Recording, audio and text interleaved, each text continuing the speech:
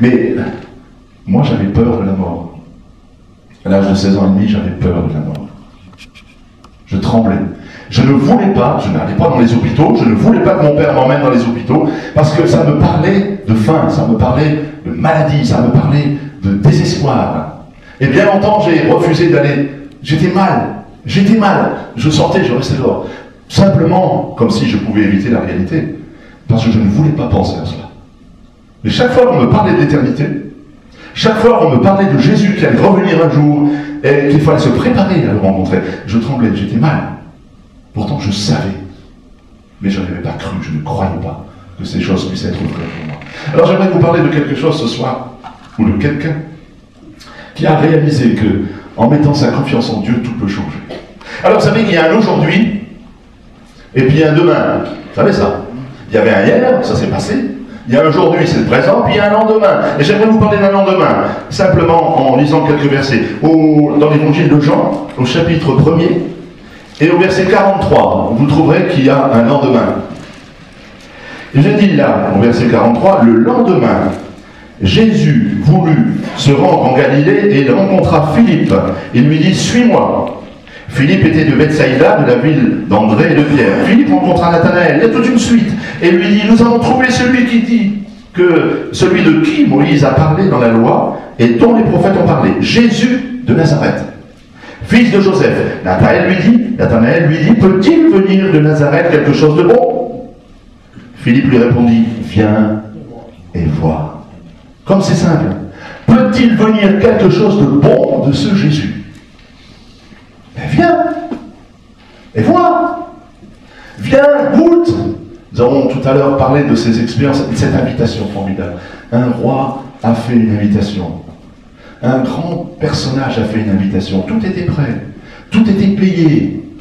Et chacun a trouvé une excuse. Je souhaite ce soir que vous ne trouviez aucune excuse. Alors, il est dit, viens et vois. Jésus, voyant venir à lui Nathanaël, dit de lui, voici vraiment un Israélite dans lequel il n'y a point de fraude. Ça, c'est quand même extraordinaire. Viens et vois. Et puis j'arrive au chapitre 2. Donc, il y a eu un lendemain et 3 jours après. 3 jours après, il y eut des noces à Cana, en Galilée. La mère de Jésus était là, et Jésus fut aussi invité aux noces avec ses disciples. Le vin ayant manqué, la mère de Jésus lui dit, ils n'ont plus de vin. Quelle catastrophe. Un mariage sans vin, même s'il y a 120 personnes, il faut un peu plus pour que chacun en ait sa part. Un mariage sans vin, c'est une catastrophe, surtout en France. C'est un déshonneur. C'est une honte pour la famille. Et alors, c'est les colibés. Les invités n'en reviennent pas. Ils disent, comment? Tu nous as invités, on a fait le déplacement, on s'est mis en dimanche, on s'est préparé, on a jeûné depuis 15 jours. Et il n'y a rien à voir. Mais c'est quoi ce mariage? Et puis l'Évangile nous apprend rapidement que le vin, c'est l'image de la joie. C'est l'image de la joie. Trop de vin, ça apporte la tristesse. Mais un peu de vin, ça apporte la joie. Alors, ils sont là, dans cette situation, et puis, ils tombent en panne de joie. Est-ce que vous connaissez la joie ce soir? Est-ce que vous connaissez la paix? Est-ce que vous connaissez le vrai bonheur? C'est triste, dans une si belle histoire, de prendre la route, d'avoir, semble-t-il, tout préparé, et d'avoir oublié de faire des réserves. Avez-vous fait des réserves? Le chemin est long. Il n'y a pas que hier. Il y a aujourd'hui et il y a demain. Avez-vous fait des réserves? Avez-vous suffisamment de réserves? Il est question d'une situation dans l'Évangile où les vierges folles avaient chacune une lampe. Elles avaient tous un capital vie. Mais les unes avaient une réserve et les autres n'en avaient pas. Au début, toutes les lampes brillaient, toutes les lampes étaient allumées. Et peut-être votre lampe est allumée. Je vis, donc j'existe. Et ça va, pour le moment, tout va bien. J'ai réussi à joindre les deux bouts, tout va bien, tout est programmé, et pan, la panne. Et ça peut tous nous arriver. Demain ne ressemble pas toujours à hier. Mais nous sommes aujourd'hui, et tout peut changer aujourd'hui. Alors, ce couple avait fait quelque chose de particulier. On le voit dès le début du texte. Il y eut des noces à Cana, et la mère de Jésus était là. Et Jésus fut aussi invité aux noces. J'aimerais ce soir que vous puissiez inviter Jésus dans votre vie. Ne pas le quitter les yeux. Ne jamais faire quelque chose sans qu'il soit présent dans votre vie. Et le vin ayant manqué, la mère de Jésus lui dit, « Ils n'ont plus le vin. » Jésus répondit, « Femme, qu'y a-t-il entre moi et toi? Mon heure n'est pas encore venue. » Sa mère dit au serviteur, « Faites ce qu'il vous dira. » Ça donne une première indication. Quelquefois, on essaie d'avoir, par relation, d'essayer de changer le contexte de notre vie. On essaye par une religion, par une philosophie, par une lecture, quelconque, par des amis. On essaye par une philosophie de pouvoir trouver une réalité, un objectif sérieux pour notre vie. Là, même la mère de Jésus n'a pas pu répondre aux besoins de ce couple. C'est une indication pour aujourd'hui.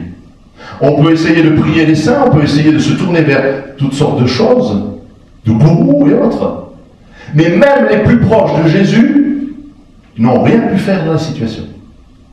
Je ne veux pas m'appesantir sur cela, mais c'est une réalité. Alors, Jésus vient, et Jésus, avant de venir, la mère de Jésus dit, faites tout ce qu'il vous dira. J'aimerais ce soir vous inviter à faire tout ce que Jésus dit.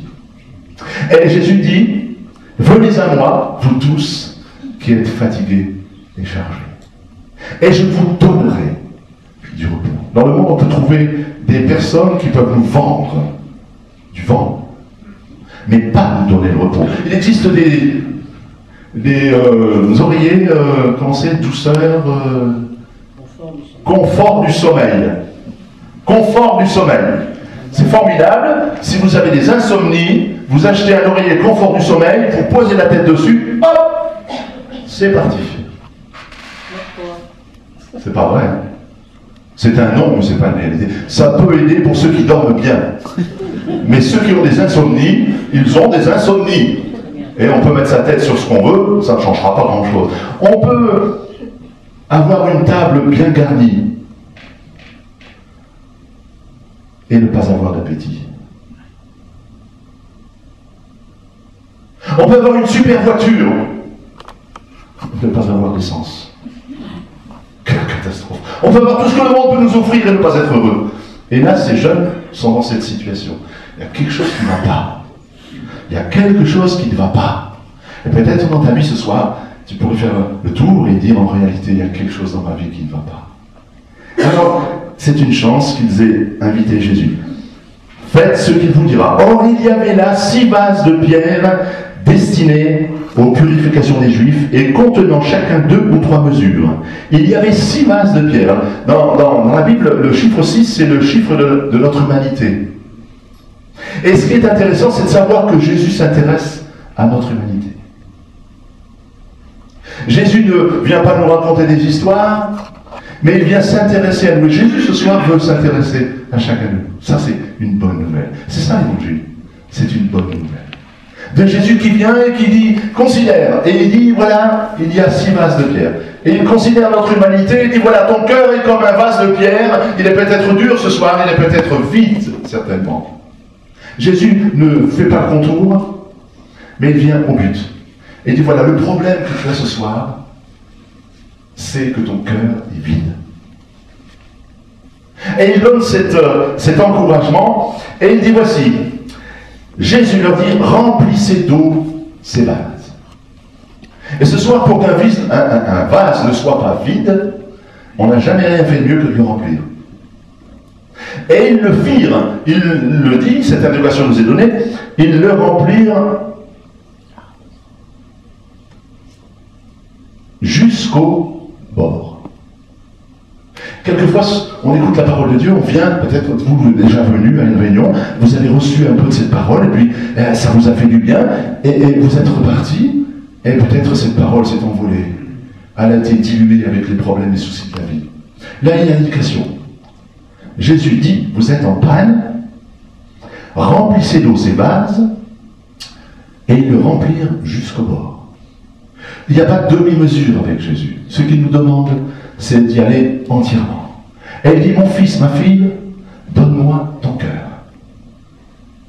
Et c'est intéressant de pouvoir réaliser qu'on peut ce soir faire une expérience de ce genre avec Jésus.